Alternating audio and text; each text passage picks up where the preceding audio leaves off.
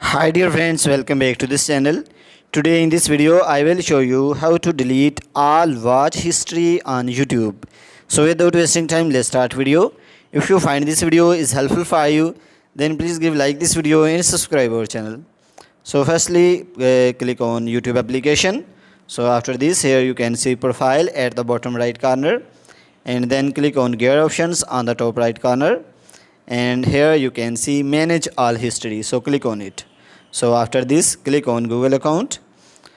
So here you can see your watched history. So you can see I watched these videos. So if I want to delete, so just click on delete. And if you want to delete today history, so just click on delete today.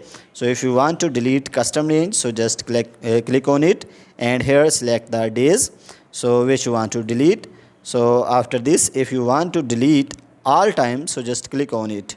So guys, when you will click on delete all time, your all watched history will be deleted. Then confirm to delete. So guys, in this way you can see deletion complete. So guys, in this way you can see there is no any watched history. So guys, in this way you can manage all history on the YouTube application. So guys, if this video is helpful for you, then please give like this video and subscribe our channel. Thanks for watching.